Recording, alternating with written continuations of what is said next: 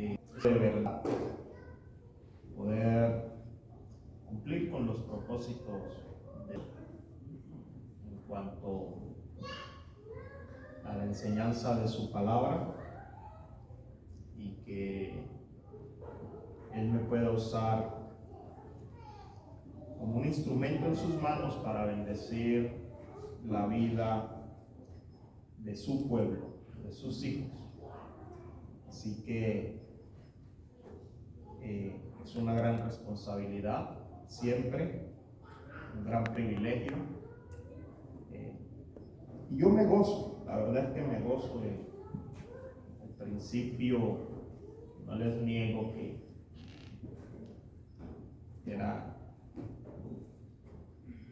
quizás porque yo mismo no me las creía, y el temor siempre en ocasiones trata de privarlo a uno de este gran privilegio. Pero bueno, ¿cómo estamos aprovechando el tiempo?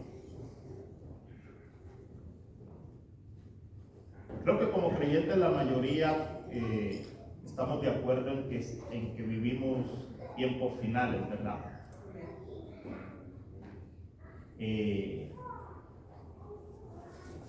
Sé que por años se ha dicho y se ha enseñado acerca de la venida de nuestro Señor Jesucristo por su iglesia, y en ocasiones pareciera ser, según algunos comentarios de personas incrédulas, por supuesto, de que estamos con un tema por años y no acontece.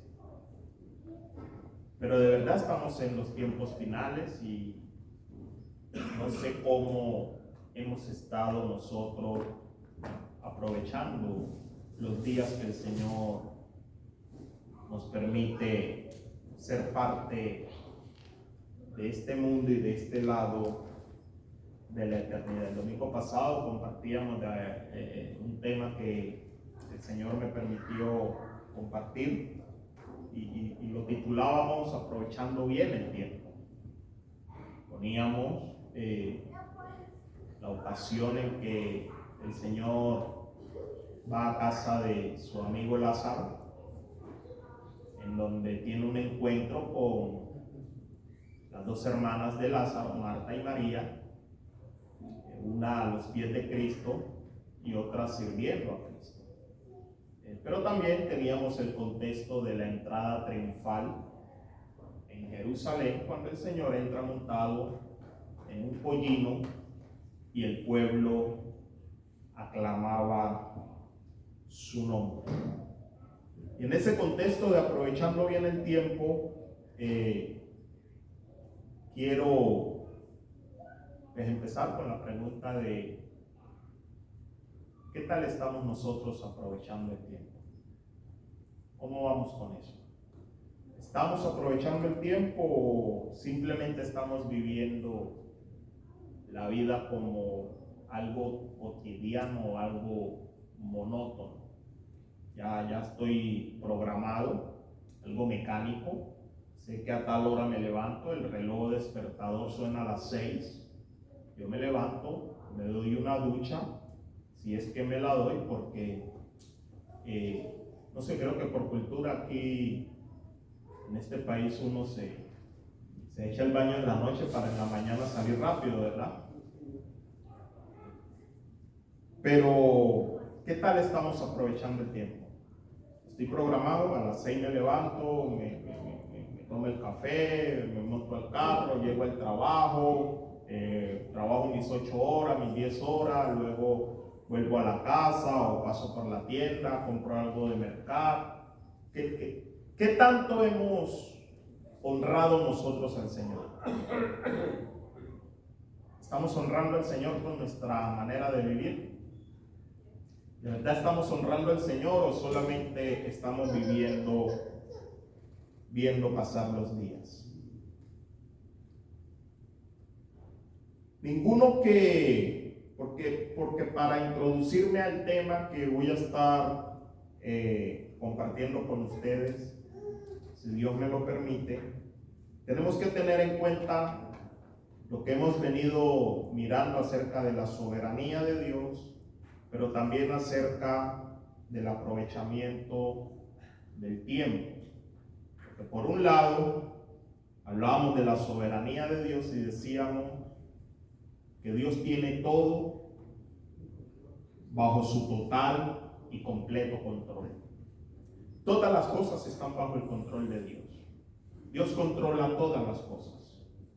Y vivimos en un mundo donde hay maldad, donde hay injusticia, donde hay pecado, y a lo malo le llamamos malo, porque la Biblia por ningún lado le llama bueno a lo malo, sino que a lo malo le llamamos malo. Pero sabiendo nosotros como creyentes, como hijos de Dios, que aún las cosas malas, Dios tiene el poder, la capacidad, la sabiduría para tornarlas en pos de que obren para nuestro bien. Y no es que vamos a abundar en lo malo para que la gracia de Dios sobreabunde en nosotros. No, ese no es el tema. Pero por este lado tenemos la soberanía de Dios y por el otro lado debemos de entender nuestra responsabilidad como hijos de Dios, como creyentes. Pero ninguno que no haya sido transformado en la mente puede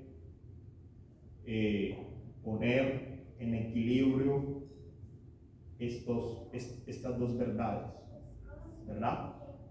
Si nosotros no estamos transformados en la mente, no vamos a entender el tema de la sabiduría de Dios, nos vamos a confundir y quizás vamos a andar viviendo una vida cristiana con irresponsabilidades.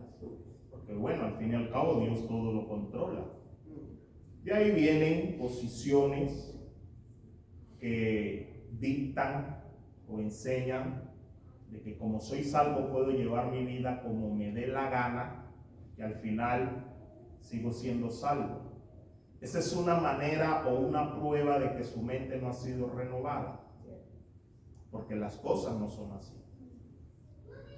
Como creyentes tenemos responsabilidades. Y después de mirar este tema de la sabiduría de Dios o de la soberanía de Dios, tenemos que hacernos algunas preguntas.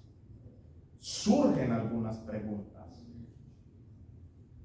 Y esas preguntas se nos hace imposible ignorarlas. Una de ellas es, si Dios es soberano y tiene total y completo control de todas las cosas, ¿de quién depende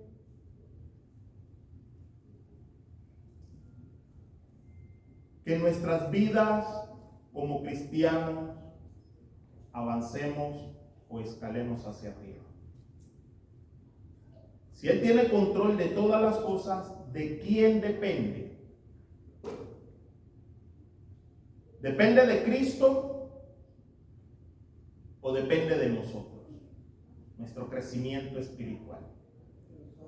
Si Él es soberano y tiene control de todas las cosas, ¿de quién depende que nosotros avancemos en nuestras vidas cristianas?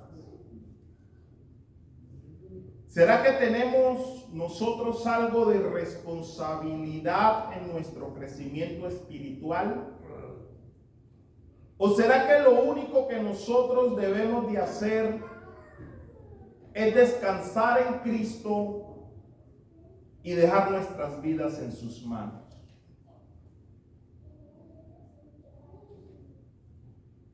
¿Qué creemos nosotros? ¿Qué pensamos? Dios es soberano y tiene el control de todas las cosas. Pero depende de Dios que yo crezca espiritualmente, porque Él controla todo.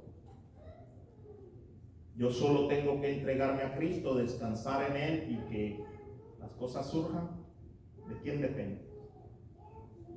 Vaya conmigo, vamos a mirar varias citas a lo largo de las ministraciones, pero la de hoy, la correspondiente a hoy, está en Gálatas, capítulo 2. Este es un versículo muy conocido, verso 20, Gálatas 2, 20. Yo creo que la mayoría se lo sabe. Leemos en el nombre del Padre, del Hijo y del Espíritu Santo. Escribe Pablo: con Cristo estoy juntamente crucificado, y ya no vivo yo, mas Cristo vive en mí.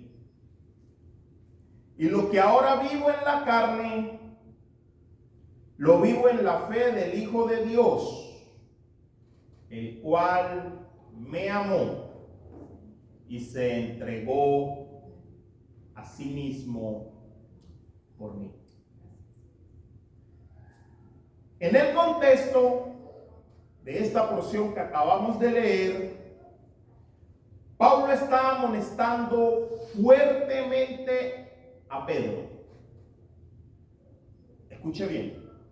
En el contexto, porque estamos hablando, ¿se acuerdan de la pregunta, no? ¿De quién depende para crecer como cristiano, subir otro escalón, para crecer espiritualmente? Dios lo controla todo. ¿De quién depende?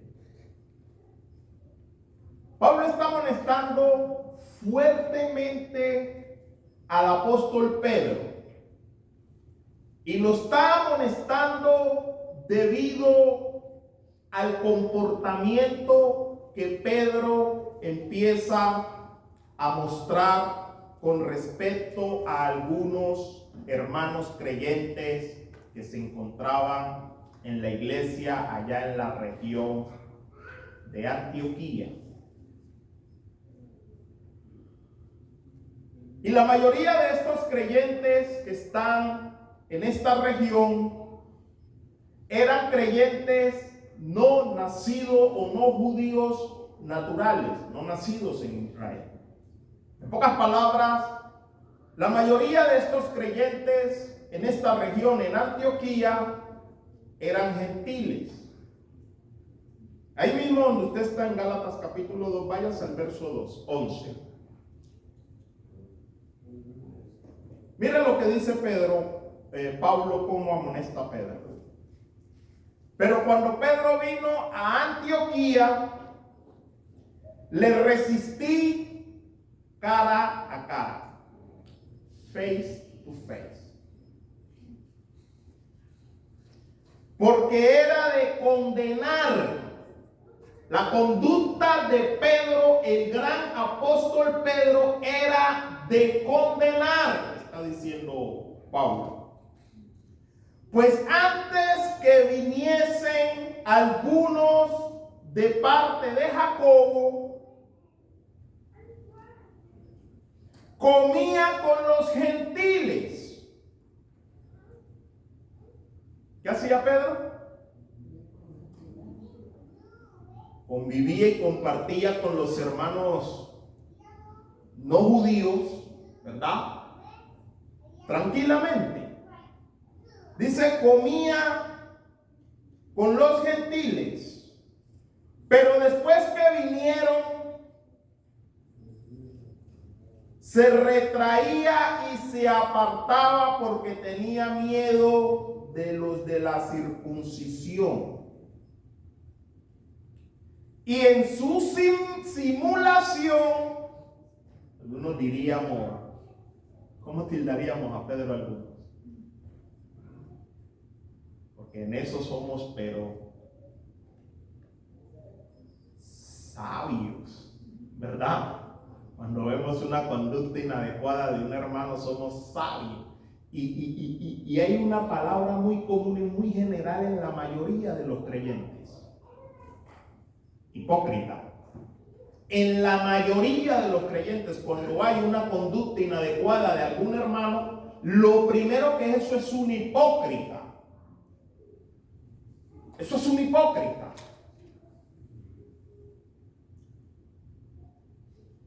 Dice Pablo, y en su simulación participaban también los otros judíos. O sea, esa actitud de Pedro estaba arrastrando a algunos hermanos. Si ve que algunas cosas como que se pegan, si ve por qué tenemos que tener nosotros cuidado con nuestros comportamientos, sobre todo cuando uno tiene un tiempecito más que otros en el camino del Señor.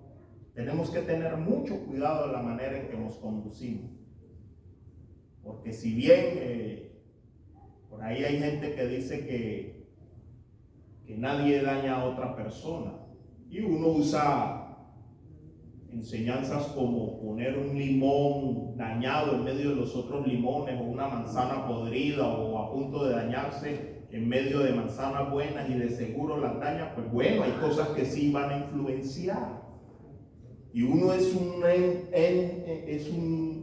canal de influencia positivo o negativo. ¿Por qué para decir que sí podemos influenciar en el camino del Señor con respecto a un buen testimonio de Cristo manifiesto en nuestro diario vivir a otras personas? ¿Por qué ahí sí decimos que sí? Pero ¿por qué cuando son malos comportamientos como creyentes y que tenemos que cuidar el testimonio de Cristo, lo primero que decimos, bueno, pues no me mire a mí, mire a Cristo? ¿Por qué nos justificamos de esa manera? ¿Por qué tendemos a justificarlo? Y si hay alguien hipócrita aquí, entonces ese soy yo por esa manera de pensar. Porque para lo bueno sí quiero entonces que vean a Cristo en mí. Pero para lo malo no quiero que me vean a mí, vean a Cristo. En vez de venir delante de la persona a la que he afectado y decirle, mira, discúlpame porque esa actitud, ese comportamiento que tuve no fue el adecuado de una persona que ha conocido y que sigue a Cristo y que predica a Cristo. Perdóname por esos malos ejemplos. Porque hay actitudes y hay comportamientos que se imitan y arrastran a los demás. Y este era el caso de Pedro.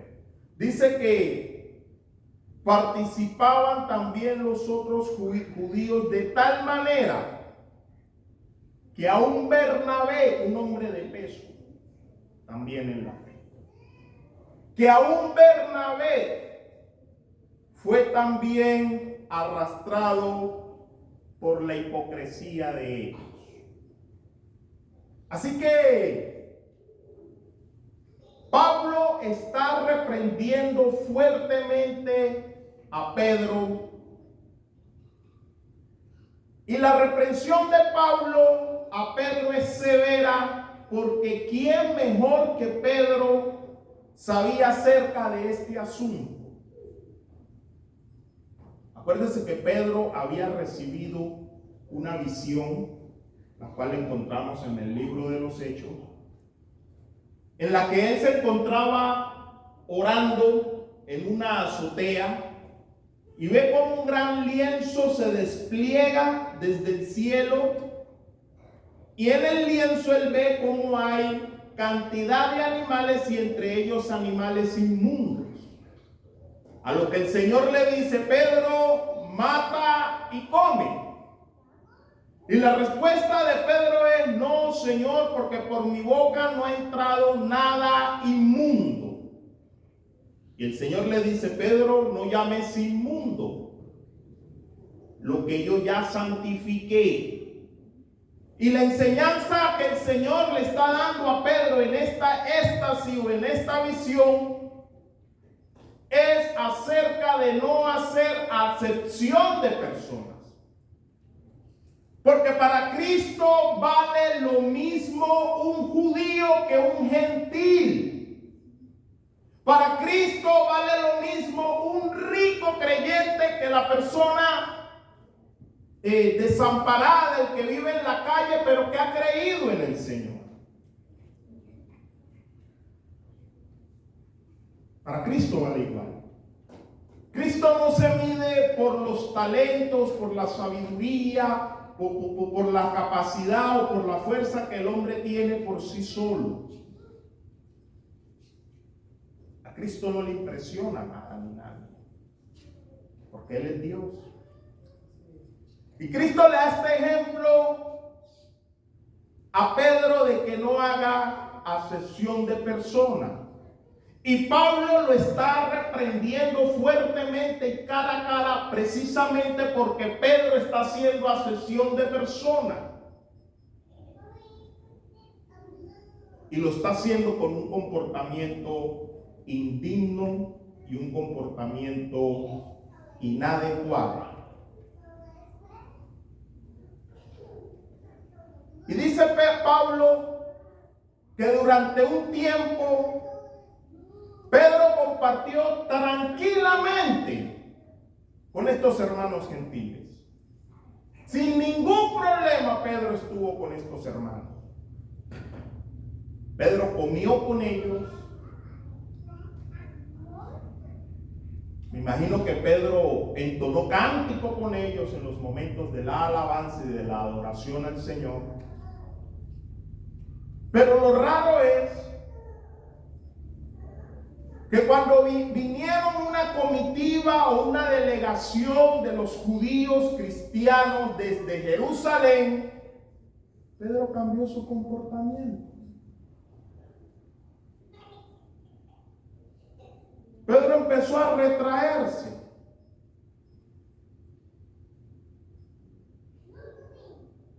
Pedro empezó a apartarse. Y note que no fue que haya cambiado la condición de Pedro. Porque Pablo dice que tenía miedo a los de la circuncisión.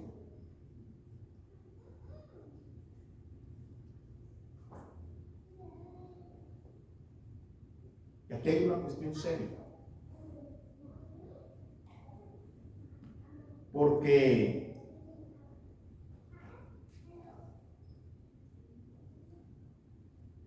si Pedro tuvo miedo a los de la circuncisión o a los judíos creyentes,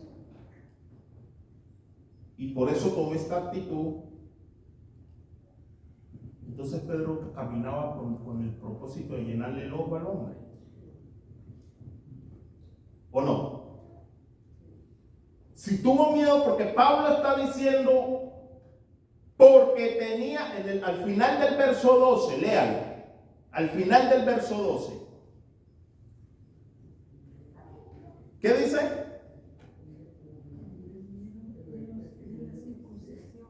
Tenía miedo de los de la circuncisión. O sea, Pedro empezó a apartarse de los creyentes gentiles porque le tenía miedo a los de la circuncisión que llegaron. ¿A quién quería llenarle el ojo Pedro? ¿A Cristo o a los de la circuncisión? Quería quedar bien con los de la circuncisión. Quería quedar bien con la comitiva que llegó de Jerusalén, ¿verdad? Quería quedar bien. ¿Era digno esto de reprenderlo o no? Y note que Pablo no se viene con cuentitos, sino que dice cara a cara, no se pone a chismear. Y públicamente, porque públicamente era el comportamiento de Pedro. Dice cara a cara y en público lo reprendí. Porque hay situaciones que se extirpan como se debe de extirpar un tumor maligno, para que eso no se vaya a extender. Cara a cara y en público le reprendí, porque tenía un comportamiento que no era. Y Pedro no había cambiado su condición, sino que Pedro tenía miedo de estos judíos cristianos acerca de lo que pudieran decir o pensar acerca de él. Y por esta causa, Pablo lo confronta públicamente, porque Pablo entendió que esa conducta de Pedro tenía algunas implicaciones con respecto al Evangelio de Cristo, implicaciones directas. Porque yo no puedo decir creer en algo y predicar en aquello que creo, pero comportarme contrariamente a lo que predico y hago. Eso no va de la mano. Tengo responsabilidad para escalar un nivel o no. Dios es soberano, pero tengo yo responsabilidad para crecer espiritualmente o no. Note el verso 13. En su simulación participaban también los otros judíos. O sea que estaban en una región llamada Antioquía, una región gentil. Acuérdense, estuvimos hablando antes de empezar la soberanía de Dios, hablábamos de que las adversidades nos ayudan para bien, porque esta iglesia se establece a partir de una persecución que hay en Jerusalén de los judíos cristianos, y ellos huyen, y en esta huida muchos caen en esta región, y en esta región empiezan a predicar la palabra y establecen esta gran iglesia que sirve como la primera agencia misionera establecida. En medio de una persecución nace esta gran agencia misionera, que es la que manda a Pedro a sus viajes misioneros, y tenemos el resultado de todo lo que hizo Pablo en sus viajes misioneros, ¿verdad? Pero fue en medio de una persecución. ¿Quién iba a imaginar que en medio de una persecución se iba a establecer tan grande y poderosa iglesia de tanta bendición? De tanta bendición, ¿verdad? Pero ahora encontramos que allá en esta región, los judíos que vienen de Jerusalén, al parecer, armaron sus grupitos y trataban de, primero, imponer ciertas prácticas que no eran conforme al Evangelio de Cristo. Y segundo, pues, como que me junto con mis judíos que han nacido en mi misma tierra, y los gentiles como que los aparto. Y dice Pablo que esta simulación empezó a hacer partícipe también a los otros judíos, de tal manera que aún Bernabé también fue arrastrado por la hipocresía de estos judíos. Y dice, pero cuando vi que no andaban rectamente conforme a la verdad del Evangelio, o sea que esta actitud no es conforme al Evangelio. Dice que cuando vi que no andaban rectamente conforme a la verdad del Evangelio, dije a Pedro delante de todos, o sea, públicamente le llamé la atención a Pedro. Si tú, siendo judío, vives como los gentiles y no como judío, ¿por qué obliga a los gentiles a judaizar? Lo que podríamos decir, si tú, siendo creyente, vives como los incrédulos, ¿por qué obligas a los incrédulos referirse al cristianismo.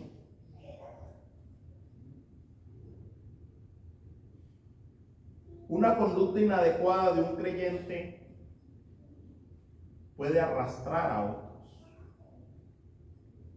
Ahora, quiero que entendamos a separar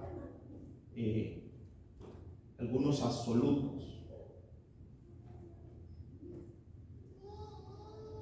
Porque si bien un mal testimonio puede arrastrar a otras personas, no significa que si esta persona es verdaderamente cristiana, se vaya al infierno. Porque acuérdese el tema. Yo soy responsable de mi crecimiento espiritual. Y cuando hablamos de crecimiento espiritual, estamos hablando de otro absoluto que no tiene que ver, bueno, tiene mucho que ver, pero que es diferente al absoluto de la salvación. Porque la salvación es solo y únicamente por gracia. Y cuando estoy hablando de mi crecimiento espiritual, estoy hablando de santificación, que es otro tema. Santificación. Nosotros estamos llamados a santificarnos, por eso somos responsables. Por eso el creyente tiene responsabilidad para santificación, no para salvación.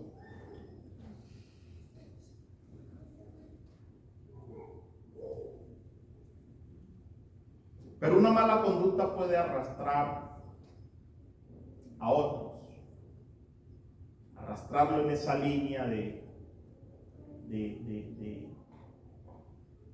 dañar, de romper esa intimidad con Dios, esa relación con Dios, de afectar eso que nos lleva a la santificación.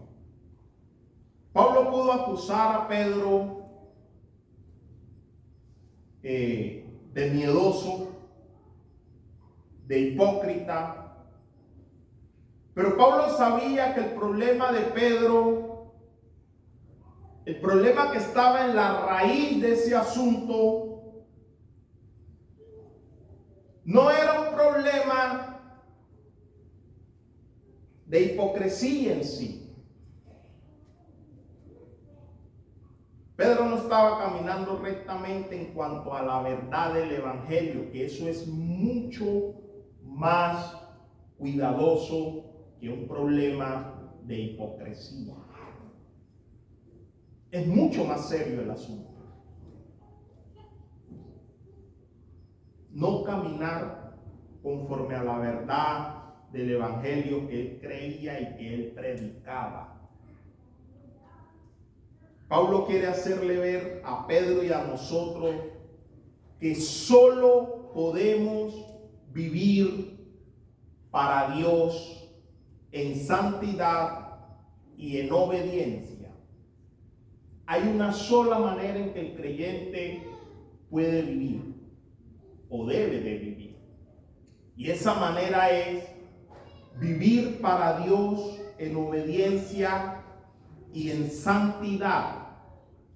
Y esta vida la empezamos a practicar cuando dejamos de tratar de obedecer la ley en nuestras propias fuerzas y descansamos por fe en la obra de Jesucristo.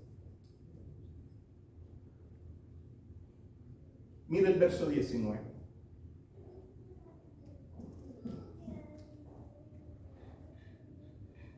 Porque yo por la ley soy ¿qué cosa?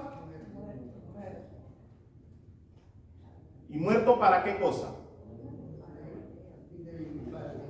Por la ley soy muerto para la ley. Por la ley yo soy muerto para la ley, a fin de vivir para Dios. No es que yo moría la ley para vivir como a mí me da la gana. Eso no está diciendo Pablo. Ninguno de nosotros hemos muerto a la ley o hemos sido libertados de la ley para morir, para vivir como nos dé la gana.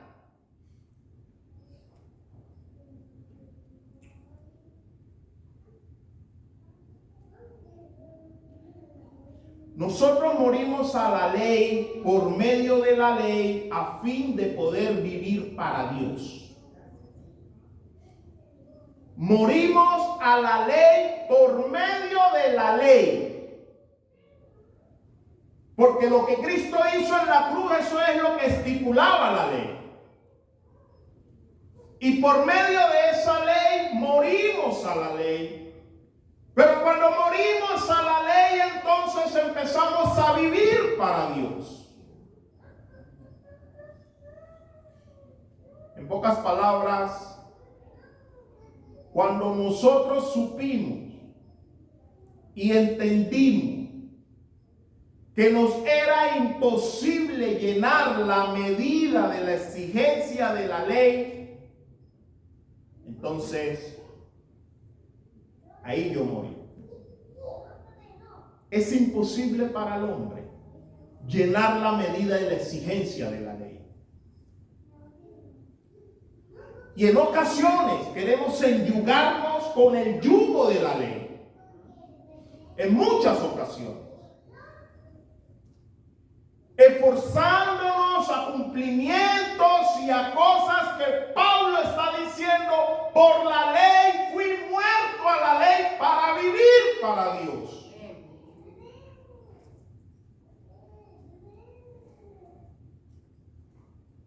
Esas exigencias son altas y ninguno de nosotros las puede llenar. Ninguno pudo. Ninguno puede. Nosotros morimos a la ley y la ley no es nuestro medio de salvación. La ley no puede ser nuestro medio de salvación, porque jamás alcanzaríamos salvación por la ley. Porque si por la ley el hombre pudiera salvarse, dice Pablo en esta misma carta, entonces por demás murió Cristo. No era necesario que Cristo viniera si por la ley alguien podría ganar la salvación. Y la ley habla de hacer cosas usted mismo, un cumplimiento de cosas que Dios establece, y que si usted cree que las puede hacer, entonces usted es salvo. La cuestión es que nadie lo pudo hacer y nadie lo puede hacer.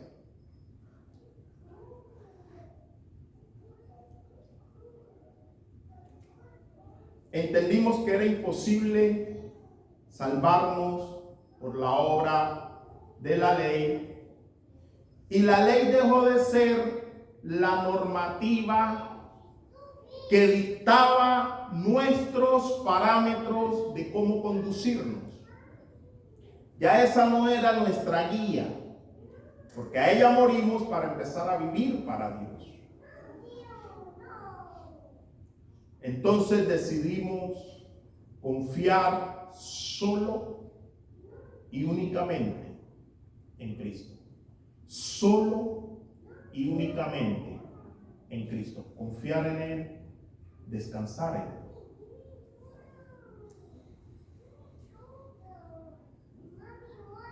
Y cuando eso hicimos, entonces dice Pablo, empezamos a vivir para Dios. Con Cristo estoy juntamente crucificado. Y ya no vivo yo. Ya no vive Francisco Javier Quiñones. Porque ahora Cristo vive en Francisco Javier Quiñones. Y lo que Francisco Javier Quiñones vive en este lado de la eternidad, lo vive en la fe.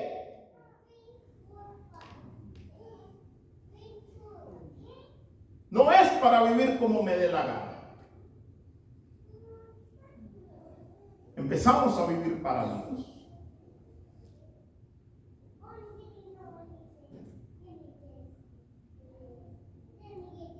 Pablo dice en estos textos que todo aquel que esté tratando de ganarse el favor de Dios mediante sus esfuerzos personales, en realidad no está viviendo para Dios. Eso es lo que Pablo dice. Todo aquel que esté tratando de ganarse el favor de Dios, yo no sé si usted en ocasiones se le chispotea, porque yo espero que sea solamente que se le chispotee, de que usted esté haciendo algo y en su subconsciente usted crea que Dios le está aplaudiendo por eso que usted está haciendo, ese esfuerzo que usted está haciendo, ¿verdad? Ay, ahora sí estoy quedando bien con mi Señor, ahora sí estoy quedando bien con mi Señor. Usted no ha entendido que desde antes que usted naciera, Cristo ya sabía quién era usted, y Cristo aún así lo escogió, lo apartó y lo predestinó y lo glorificó sentándolo en lugares celestiales. Usted a Cristo no lo impresiona con lo que usted haga. Más bien usted es el que debe de empezar a hacer cambios en su vida, renovando su mente para caminar en esa santificación progresiva, porque aquel que lo conoció desde antes que usted naciera, tuvo misericordia y le amó con amor eterno. No porque usted hubiese hecho algo, sino porque Él le agradó hacerlo. De pura gracia. Nos santificamos, no para ganar algo, sino porque ya somos lo que Dios dice que somos. Nos esforzamos no en nuestros propios méritos, sino que nos esforzamos en el agradecimiento y en el eterno amor de aquel que nos escogió.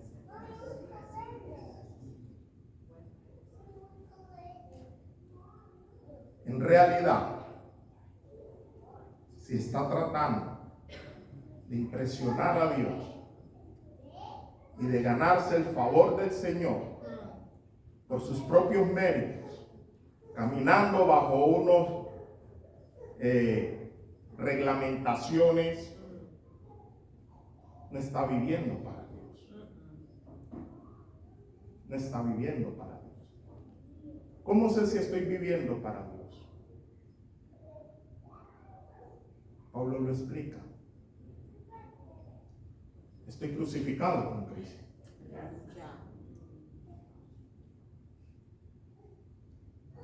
Crucificado con Cristo significa que ahora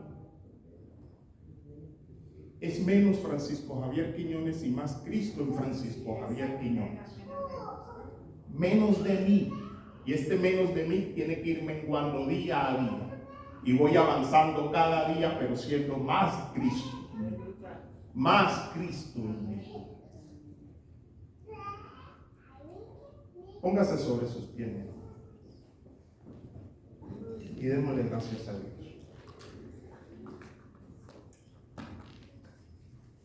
Es tiempo, porque hay que aprovechar bien el tiempo. Y es tiempo de empezar a renovar la mente.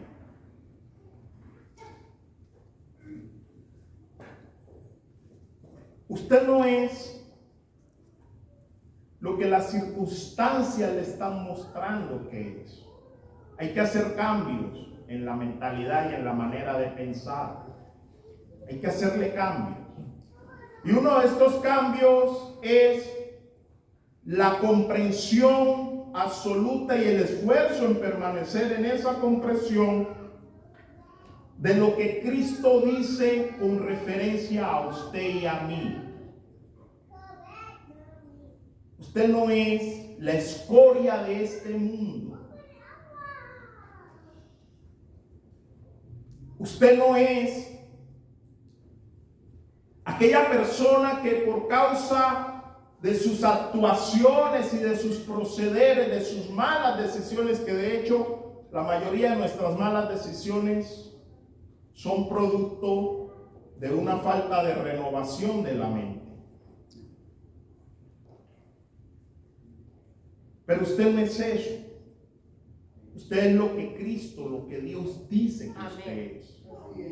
Y empiece a renovar la mente en esa verdad que Cristo habla y no en la verdad que el enemigo le está susurrando al oído. Amén.